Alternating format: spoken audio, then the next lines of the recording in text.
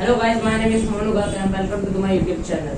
सो guys, मैं आपके लिए आज एक क्लास 10 का हिस्ट्री का चैप्टर नंबर 3 लाया हूँ, जिसका नाम है नेशनलिज्म इन इंडिया एंड इसको हिंदी में कहते हैं भारत का राष्ट्रवाद। मैं इस वीडियो को इंग्लिश और हिंदी दोनों में समझाऊंगा अकॉर्डिंग टू द सब्जेक्ट। और ये जो 10th क्लास की बुक है आप देख लीजिए, ये है वो भारत समकालीन विश्व 2 और इसका चैप्टर नंबर 3 है। और इसके जो भी नोट्स हैं मैं आपको डिस्क्रिप्शन में दे दूंगा। वो चैप्टर स्टार्ट करते हैं बाय डिटेल।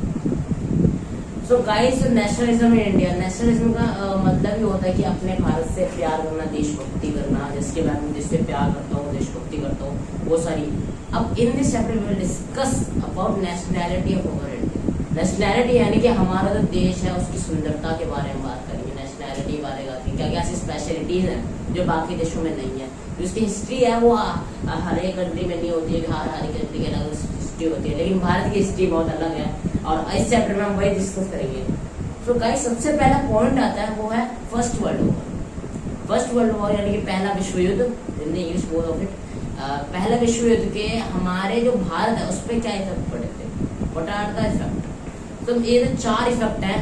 पहला है फोर्स रिक्वायरमेंट, क्रॉप वेट और war loans and Spanish flu. ये 4 है और इन चारों को एग्जाम में भी 4 मार्क्स के आते हैं क्वेश्चन कि इन चारों को एक्सप्लेन करो विद द एग्जांपल देकर। अब इसका सबसे पहला जो आता है फोर्स रिक्वायरमेंट यानी कि जबरन भर्ती।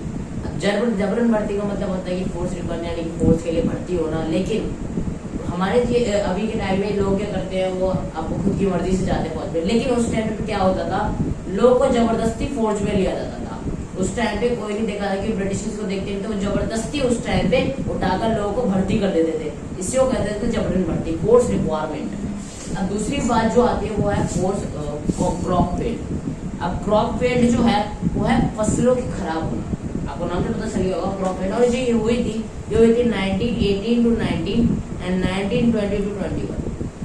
ये कुछ साल थे जिनके बीच में लोगों की जो फसलें हैं वो खराब हो गई थी, जिसकी वजह से उनकी भुखमरी भी आ गई थी। और ये जो था ये हमारा सेकंड था। और थर्ड जो पॉइंट है वो है वॉर लोन्स। अब कई लोग क्या सोचते हैं कि वॉर लोन्स जो होते हैं वो जो युद्ध के लिए काम में आते हैं, वो सारी तोप वगैरह होती है, वो होता है। लेकिन ये नहीं होता वॉर लोन्स। वॉर लोन्स होता है कि जो भारतवासियों से कर लेना। इसमें ये जो वॉर लोन्स है, इसमें ब्रिटिश ने भारतवासियों के साथ बहुत गलत किया था।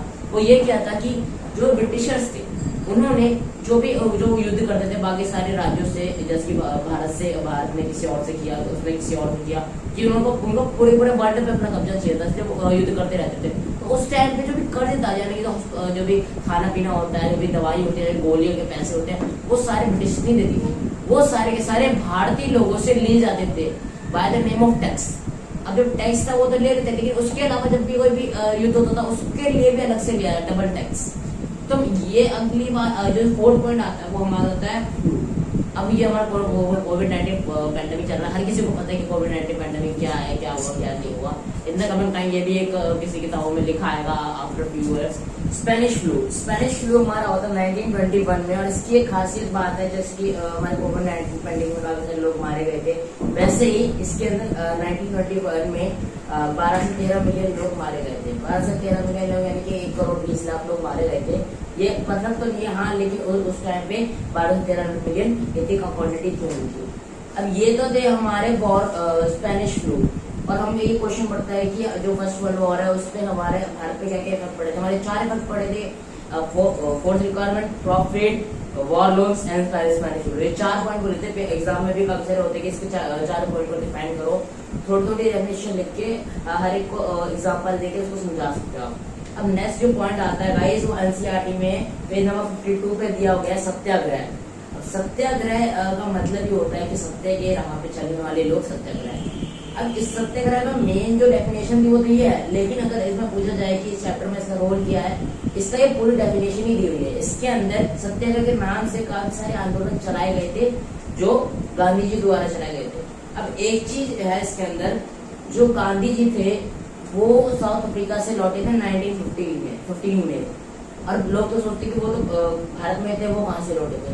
वो गाइस वो बाहर गए थे अपनी हायर स्टडीज के लिए, क्योंकि जो गांधी जी थे वो भारत में अपनी पूरी स्टडी पढ़ नहीं सकते थे, इसलिए वो साउथ अफ्रीका गए, वहाँ पे स्टडी की।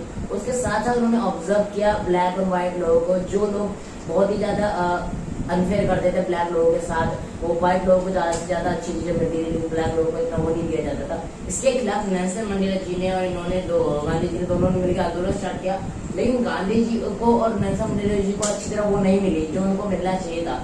इसकी वजह से गांधी जी तो वहां पे भागकर यहाँ पे आ गए। अब भाग के इसका बड़ा आता है क्योंकि वहां पे उनको जो उनकी सक्सेस थी आंदोलन की वो नहीं मिली थी, और वहां पे उन्होंने पुलिस ने उनको जानबूझकर डरा धमकाकर उनको भगा दिया था। इसीलिए वो 1915 में साउथ अफ्रीका से इंडिया आए।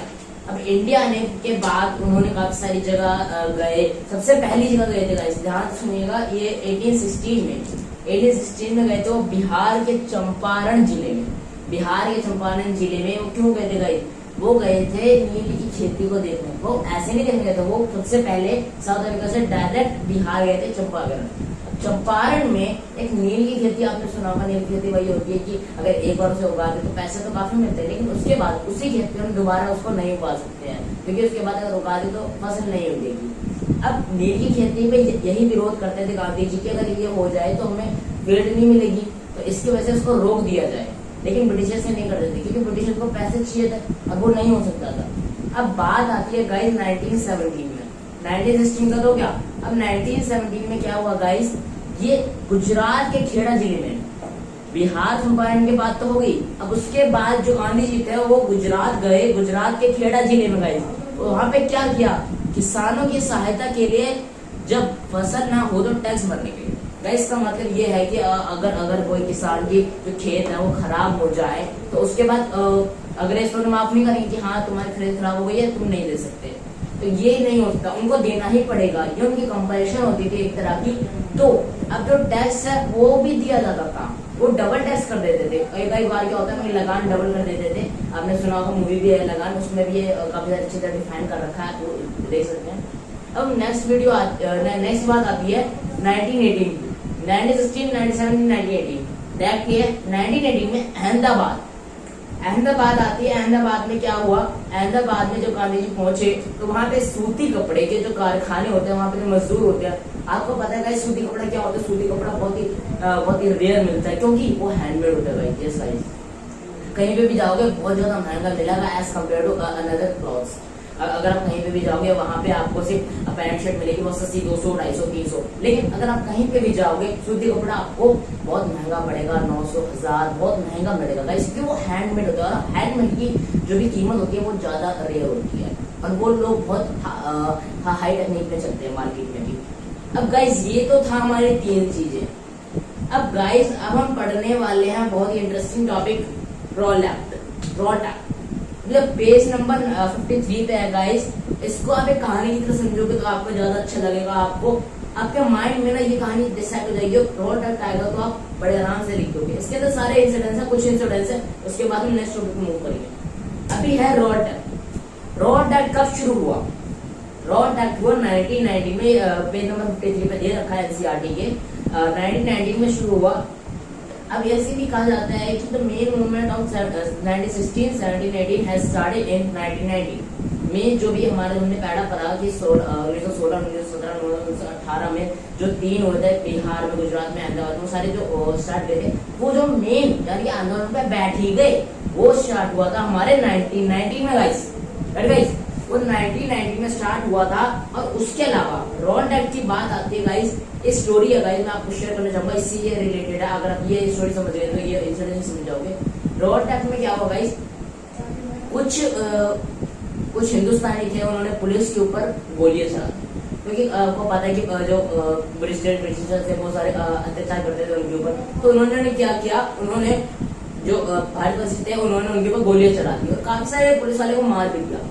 जो हिंदुस्तानी बहुत ही हिंसाकारी थे, होते ना कि एक वायलेंस एक नॉन वायलेंस के अलग अलग बंटवारे होते हैं कि एक वायलेंस करता है, नॉन वायलेंस करता है। तो उन्हीं कुछ वायलेंस वाले लोगों ने पुलिस के ऊपर गोलियां चला दी, काफी सारे लोग मर भी गए। उसके बाद क्या हुआ, जो ब्रिटिशर्स के हेड थे उन्होंने एक रूल जारी कर दिया। रूल का नाम क्या था गाइस, मार्शल लॉ। ये हिंदी में भी ऐसा है, इंग्लिश में भी होता है, मार्शल लॉ सेम ही है। अब मार्शल लॉ में आप जाना दोगे लॉकडाउन। अगर इस टाइम की जनरेशन में कहा जाए तो ये लॉकडाउन है, क्योंकि कोई भी घर से बाहर नहीं निकल सकता इस टाइम पीरियड में। टाइम पीरियड दिया जाता है, जैसे लॉकडाउन था और ऐसे ही मार्शल लॉ है। उस टाइम पे क्या हुआ गाइस, 10 अप्रैल को तो उन्होंने हमला किया था हिंदुस्तानी पुलिस वालों के। अब 13 अप्रैल को हुआ था। अब 13 अप्रैल को क्या हुआ, अमृतसर में बैसाखी का माहौल था। अमृतसर में बैसाखी का माहौल था, वहाँ पे काफी सारे लोग इकट्ठे हुए थे। वहाँ पे क्यों इकट्ठे हुए थे, अगर उनको पता होता कि मार्शल लॉ है वो नहीं इकट्ठा होते, क्योंकि वो सारे लोग बाहर थे, वो बाहर से आए थे, तो उनको कुछ पता नहीं था कि हाँ मार्शल लॉ लगा है, इसलिए वो सारे इकट्ठे हुए। और वहाँ उसके उस भीड़ में काफी सारे जो जिन्होंने पुलिस वालों को मारा था वो उसमें भी उनके मिक्स हो गए। हम पता नहीं ना कि किसने किसको मारा है, तो ऐसे सब मिक्स हो गए, तो हम उनको सबको पता नहीं चल रहा था। उसके बाद क्या हुआ, जो प्रेशर के हेड थे उन्होंने एक जनरल को हायर किया, जनरल डायर को उन्होंने हायर किया और उन्होंने वहां पे भेज दिया कि जिन्होंने मारा है सबको मार दीजिए। अब कहीं से जनरल डायर को ये पता चला कि जो सारे लोग हैं जिन्होंने पुलिस वालों की गोली चलवाई थी वो सारे जलियांवाले बाग। अब जलियांवाले बाग में उन्होंने सभी के सभी उनके जो भी थे 100-200 जो भी सैनिक थे उन सबको लेकर वहां पहुंच गए और चारों तरफ से जलियांवाले बाग को बंद करवा दिया और अंदर सभी हथियारबंद लोगों को गोलियां चलवा दी। और ज्यादातर लोग गोलियों से मरे, कई लोग क्या कहते हैं कि गोलियों से मरे नहीं गाइस, कुछ कोई लोग जो है वो कुएं में गिर के ही मरे। अगर आप जलियांवाले बाग में घूमने भी जाओगे, वहाँ पे कुआं है, वहाँ पे जगह पानी बहुत खराब है, क्योंकि वहाँ पे लोग मरे थे तो उनके ब्लड से खराब हो गया। अभी भी आप जाओगे तो आपको आप देख सकते हो। अब नेक्स्ट बात जब आती है, जब उन्होंने गोलियां चला दी, काफी सारे लोग मर भी गए, तो उसके बाद क्या हुआ, ये जो पूरा इंसिडेंस है ना, इसको कहते हैं जलियांवाले बाग का हत्याकांड। अब क्वेश्चन में आता है कि बोर्ड एग्जाम में भी आता है कि जलियांवाले बाग हत्याकांड को डिफाइन करिए। अब डिफाइन था जलियांवाले बाग इंसिडेंस। अब इंसिडेंस में क्या लिखना है आपको, आप जब भी लिखो आप पॉइंट्स में आंसर लिखिएगा। जो मैंने बताया कि अमृतसर में ये था, डेस्टिनेशन बताना कहाँ पे हुआ, क्यों हुआ, असली मेन रीजन क्या था। अब आप ये भी लिख सकते हैं कि 30 April is the result of the 10th अप्रैल। जो भी 10th अप्रैल को हुआ था वो 13 अप्रैल को ही रिजल्ट मिला था उनको। तो आगे बढ़ते हैं गाइस, ये तो था हमारा रोल टैग में सबसे जो इम्पोर्टेंट बात आती है, सबसे पहले अगर आप लिखना है रोल टैग क्या है तो उसके अंदर सबसे पहले आप मार्शल लॉ लिखेंगे। अब गाइस आगे बढ़ते हैं, आगे हमारी बात आती है न्यू टॉपिक पे। पेज नंबर 54 पे ये दे रखा है असहयोग आंदोलन। अब असहयोग आंदोलन का मतलब अभी समझाते हैं गाइस। जो असहयोग होता है उसके नाम से आपको पता चल गया होगा, असहयोग यानी कि लोगों का सहयोग और असहयोग। अब क्या था गाइस, इसके अंदर गांधी जी ने किताब लिखी थी 1909 में। 1909 में गांधी जी ने किताब लिखी थी जिसका नाम था हिंद स्वराज। अब सिर्फ हिंदू स्वराज गाइस मैं कह रहा हूँ, एक नंबर का डेफिनेटली मार्क्स में क्वेश्चन आता है कि हिंदू स्वराज किसने रखी है, महात्मा गांधी जी ने कौन सी बुक लिखी, ऐसे घुमा फिरा के क्वेश्चन आता है कब लिखी। इसके अंदर ये तो बता दें हिंदू स्वराज में ये लिखी थी और 1909 में लिखी थी। अब इस हिंदू स्वराज में एक्चुअली था क्या, इसमें ये हुआ था जो असहयोग आंदोलन है गाइस वो हिंदू स्वराज की बुक से रिलेटेड ही है। जो उसके अंदर लिखा हुआ है ना हिंदू स्वराज में, वो सारा इंसिडेंस असहयोग आंदोलन में हुआ है। अब क्या हुआ है गाइस हिंदू स्वराज में क्या है, इसमें गांधी जी ने कहा था कि ब्रिटिशर्स का शासन भारतीयों से ही बना है, यानी कि हम लगान दे रहे हैं, उसके बाद वो सारे खा पी रहे हैं, तो हमारे ही पैसों से वो अपना शासन चला पा रहे हैं। अगर हम उनको कुछ ना दे तो वो भी कुछ भी नहीं कर पाएंगे, वो अपने शासन को मेंटेन नहीं कर पाएंगे। उसके बाद अगर शासन मेंटेन नहीं होगा तो वो तो अपना खुद चले जाएंगे। अब उसके बाद क्या हुआ, अब ये जो था ये पूरा जो मैंने बताया वो सारा हिंदू स्वराज में लिखा गया है। और अब आते हैं हमारे असहयोग आंदोलन। अब गांधी जी थे, उन्होंने लोगों को बोला कि ऐसे है तो आप सभी छोड़ दे अपनी जॉब, उसके बाद अपने आप ब्रिटिशर नहीं मिलेगा तो वो अपना चले जाए। लेकिन ऐसा हुआ नहीं गाइस, नहीं हुआ, क्योंकि उनको ब्रिटिशर को कोई इफेक्ट नहीं पड़ा। बट हाँ गाइस लोगों ने जो उसको समझ के गांधी जी की बात जो जोश में आके छोड़ तो दी, बच्चों ने स्कूल छोड़ दिए, लोगों ने कॉलेज छोड़ दी, वकीलों ने वकालत छोड़ दी और जॉब ब्रिटिशर से जॉब देते थे जो ज्यादा अच्छी होती थी वो भी छोड़ दी। अब एक तरह से ये भी कहा जाता है कि ब्रिटिशर्स ने हमारे देश को खराब भी किया, लेकिन एक तरह से देखा जाए तो ब्रिटिशर्स ने हमारे देश को सही भी किया एक तरह, क्योंकि उसको हर जगह से बहुत सारे इम्प्लीमेंट किया, काफी सारी नई नई चीजें लाई हैं जो हमारे भारत में नहीं थी। अब आगे चलते हैं गाइस, लोगों ने जोश जोश में छोड़ तो दी, लेकिन लोगों ने ये नहीं सोचा अगर हम जॉब छोड़ देंगे तो हम हमारे अपने परिवार को कैसे संभालें। जॉब छोड़ दी, उसके 1 हफ्ता 2 हफ्ता 15 दिन के बाद लोगों के अंदर शंका आने लगी। घर से राशन खत्म हो रहा है, पैसे नहीं आ रहे हैं, तो हम अपने घर को मेंटेन कैसे करें? अब मेंटेन करने के लिए हमें पैसे चाहिए होंगे जो हमारे पास नहीं है। अब उसको कमाने के लिए हमें जॉब पे जाना पड़ेगा, लेकिन जॉब तो हमने बंद कर रखी है। अब क्या हुआ गाइस, 15 दिन के बाद भुखमरी, यानी कि 1 महीने बाद हमें भुखमरी आने लग गई। लोगों ने अपने आप को कंट्रोल किया, लेकिन 1 महीने के बाद नहीं कर पाए। एक बंदा कितना कितना कंट्रोल कर सकता है अपने आप को खाने से या पीने से? हर किसी को अपने खाने की नीड होती है। अब आगे चलते हैं गाइस, अब आगे जो बात आती है, अब ये आती है कि भुखमरी फैली, फिर लोगों को समझ आ गया कि ये सब करने से कुछ नहीं मिलेगा। ब्रिटिशर से तो बाद में मरेंगे, लेकिन हम अपनी भुखमरी से पहले मरेंगे। ये पॉइंट आता है गाइस। और इससे एक फायदा तो हुआ उन भारतवासियों को जो पहनते थे कपड़े। जो गांधी जी ने एक चीज कही, बहुत ही गलत चीज थी, मेरे मायने में बहुत गलत चीज थी। वो ये थी कि उन्होंने कहा जो ब्रिटिशर्स के कपड़े हैं वो छोड़ो, सूती कपड़ा पहन, यानी नेचुरल जो थिंग है उनको पहन। अब वो तो पहन ली, लेकिन हाँ एक पॉइंट मैंने आपको बताया था सूती कपड़े के बारे में पहले, कि सूती कपड़ा हैंडमेड है, और हैंडमेड जो चीजें होती है उनकी कीमत बहुत ज्यादा होती है, जो अफोर्डेबल नहीं होता हर किसी के लिए। लेकिन जो ब्रिटिशर्स के कपड़े हैं वो बहुत सस्ते पड़ जाते हैं, कि पैंट शर्ट और दूसरे छोटे मोटे कपड़े हर किसी को अफोर्डेबल हो जाते हैं। लेकिन गांधी जी ने बोला कि वही पढ़ो वही पकड़ो। उसके कई लोग ने पहने भी, क्योंकि कई लोग सोचते थे कि ये तो अमीर है, ये तो पहन लिया, लेकिन हम कैसे पहने? अब इसके वजह से मार्केट में सूती कपड़े की जो रेट है वो बढ़ने लगी, क्योंकि अगर माल बढ़ेगा तो उसकी रेट भी बढ़ाएंगे मुनाफे के लिए, जो उनका मालिक है। जो हमारा जो और बाकी कपड़े जो थे, जो ब्रिटिशर्स के कपड़े थे, जैसे कि मार्केट में 100 करोड़ से 50 करोड़ ही जा रही थी, आधी वैल्यू हो गई थी हर एक कपड़े ब्रिटिशर्स के कपड़े की। फिर धीरे धीरे उनको समझ आया नहीं हम इससे नहीं कर सकते, फिर महात्मा गांधी जी ने छोड़ा कि हाँ छोड़ दो, अब कोई फायदा नहीं है इसको। क्यों? महात्मा गांधी जी ने नहीं कहा, लेकिन लोगों ने अपने अपने छोड़ के बातें अपनी कामों पे जाने लग गए। जो जॉब्स थी उन्होंने वकीलों ने वकालत दोबारा से ज्वाइन कर लिया, कॉलेज दोबारा आ जाने लगे। कोई शिक्षा भी जरूरी थी, शिक्षा भी लोग चाहते थे लेना, और उसको भी लेना स्टार्ट कर दिया। अब ये जो था सारा इंसिडेंस था, ये हुआ था 1921। अब आगे चलते हैं गाइस। अब ये सारे जो गांधी जी थे, ये 1 महीने तो वहां पे रुक नहीं सकते थे, उनको और लोग चाहिए थे कि बड़ा हमारा समूह बने और बड़े से हम स्ट्राइक कर सके। अब वो क्या था, वहां पे तो थे, लेकिन उसके बाद वो ग्रामीण इलाकों में जाने लगे। अब ग्रामीण इलाकों में जाने लगे तो उनका जो पहला जो इतना बड़ा जो प्लेटफॉर्म बना रखा था 100 लोगों का 200 लोगों का, वो धीरे धीरे कम होने लगा। लोग वहां से जा रहे थे कि नहीं हमारी भुखमरी आ रही है, हमें जाना है, हमें जाना है। तो उसकी वजह से जब वो ग्रामीण लोगों को समझाने गए कि ये छोड़ो वो छोड़ो, जब तक उनके पहले वाले लोग ही छोड़ चुके थे। करीब तो करीब उनके जो लीडर होते थे वही बचे थे, जैसे कि 5 या 10 उनके लीडर होते थे, उनको मेंटेन करते थे, वो ही बचे थे। उसके अलावा सारे लोग जा चुके थे। अब जब इसके बाद गाइस आता है ये एक इंसिडेंस आता है, चोरा चोरी इंसिडेंस। चोरा चोरी इंसिडेंस बहुत ही इंटरेस्टिंग इंसिडेंस है गाइस, ज्यादा बड़ा नहीं है, छोटा सा इंसिडेंस है। ये जो चोरा चोरी इंसिडेंस के कारण जो 1922 में आज सहयोग आंदोलन स्टार्ट हुआ था 1921 में, और वापस लिया गया 1922 में। अब क्यों वापस लिया गया, उसके पीछे भी एक कारण है, वो है चोरा चोरी। अब चोरी चोरी का इंसिडेंस है। अब 1922 में यूपी के गोरखपुर नामक एक जिले में एक शांतिपूर्ण आंदोलन जा रहा था। वो एक चोरा चोरी जो पुलिस स्टेशन है, वहाँ पे चोरा चोरी नाम का पुलिस स्टेशन था गोरखपुर में, वहां से जा रहे थे यूपी से गोरखपुर।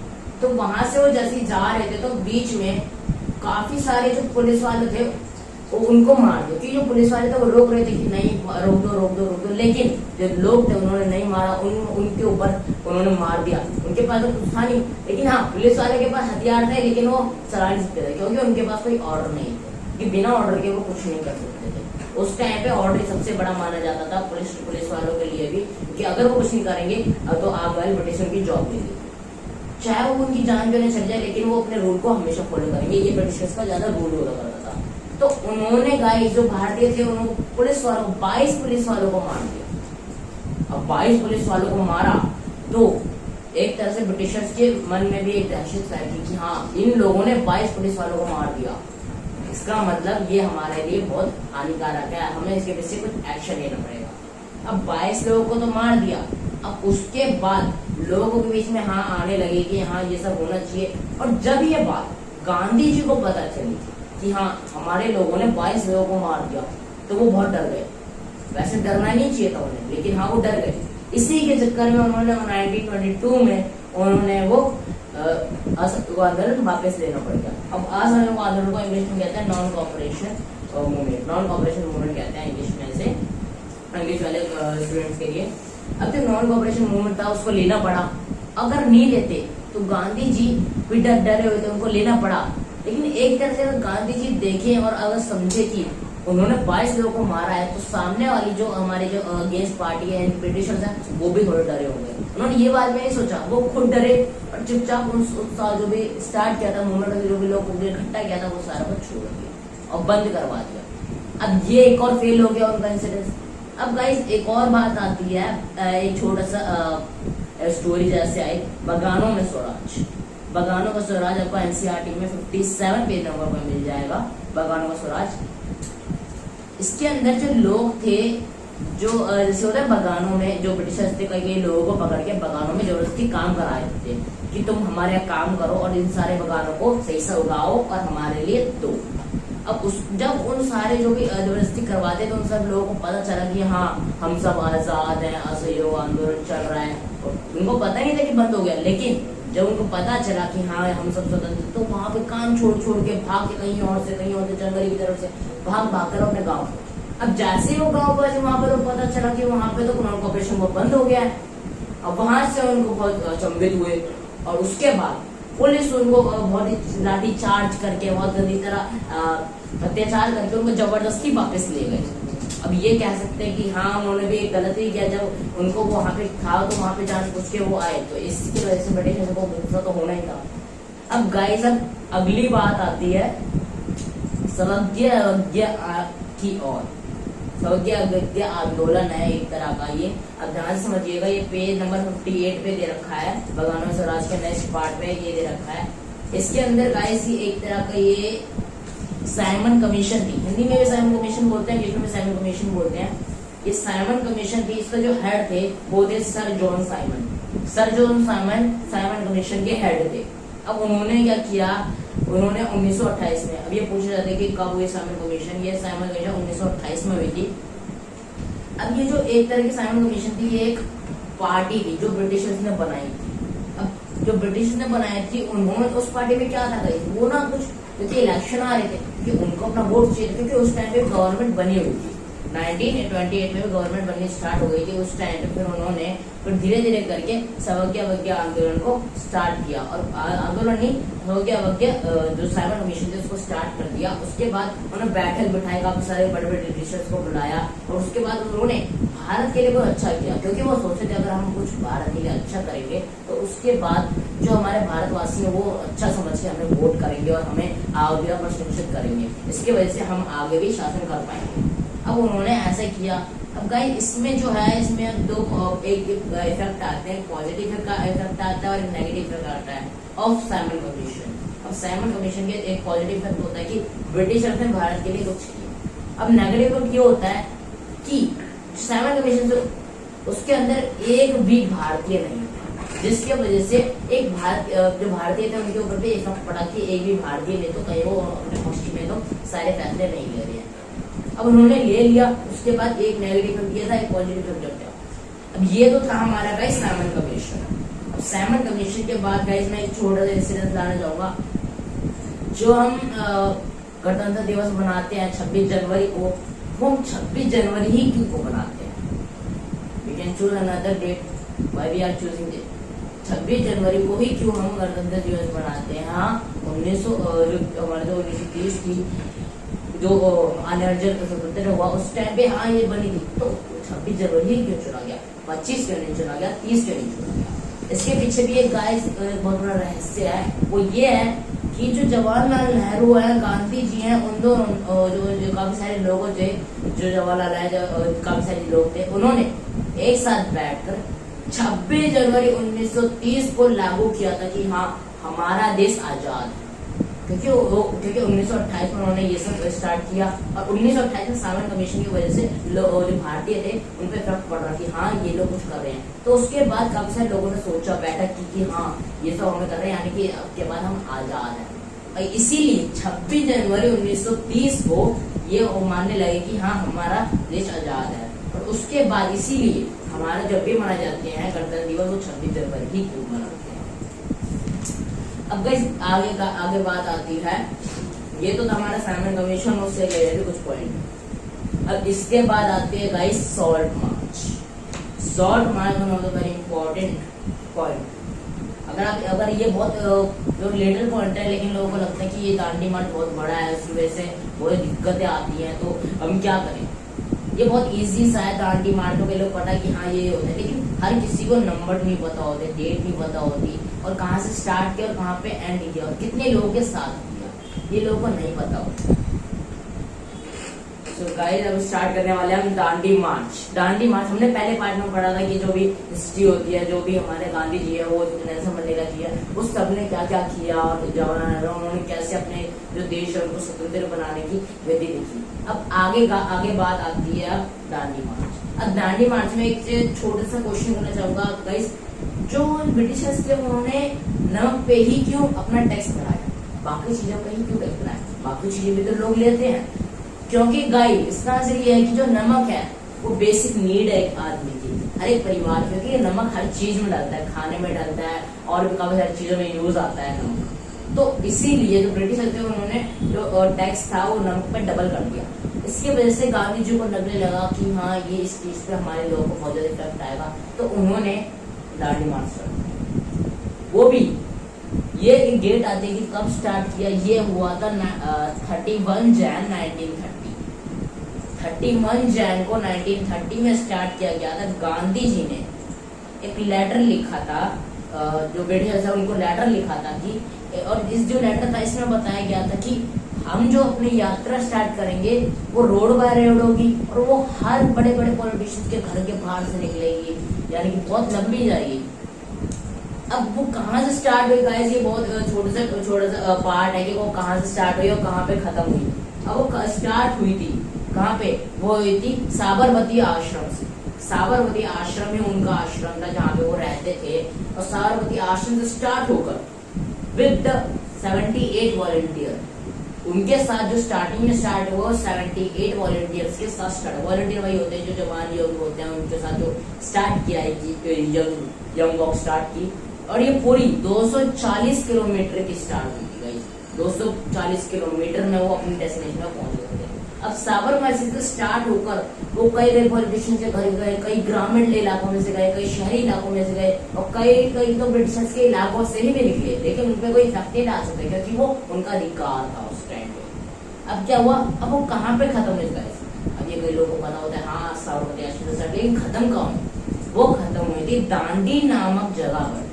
दांडी तो मार्च का नाम है, वो कौन सी जगह है गाइस, वो गुजरात में जगह है, दांडी नामक जगह पे, गुजरात में ये जगह है, वहां पे ये जाकर खत्म हुई थी। और दांडी पे ही उन्होंने अपनी नमक की खोज की थी, वहां पे स्टार्ट किया था। अब ये जो पूरा जो उनकी जो वे थी 240 किलोमीटर की, पूरे 24 दिन चली थी, और डेली जो थी वो 10 मील चलते थे, डेली के डेली अगर करें तो 10 मील वो चलते थे 24 दिन, रूट 240।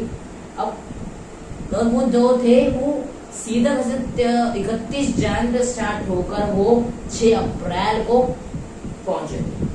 गाइस आप सोच सकते हो कि इतनी लंबा यात्रा चली थी। 24 दिन तो इतने नहीं होते, लेकिन हाँ अगर आप धीरे रेस्ट करोगे तो उसको स्टार्ट करोगे तो उसके बाद वो 6 अप्रैल को पहुंचे थे। सीधा उन्होंने 13 जैन को स्टार्ट किया था जब वो प्लान बनाया था, और उसके एक महीने बाद आधे महीने बाद उन्होंने वो स्टार्ट कर दिया। तो फिक्स डेट नहीं है कि वो सोच ही रहते फिर इसमें स्टार्ट कर दिया एकदम से, कोई फिक्स डेट नहीं है। फिर दांडी नामक जगह पे उन्होंने एंड किया, वो उस दिन 6 अप्रैल थी, उस दिन वो एंड किया गया। अब गाइस ये तो था पूरा हमारा सॉल्ट मार्च। अब सॉल्ट मार्च के बाद हमारा जो नेक्स्ट पॉइंट आता है वो आता है हमारा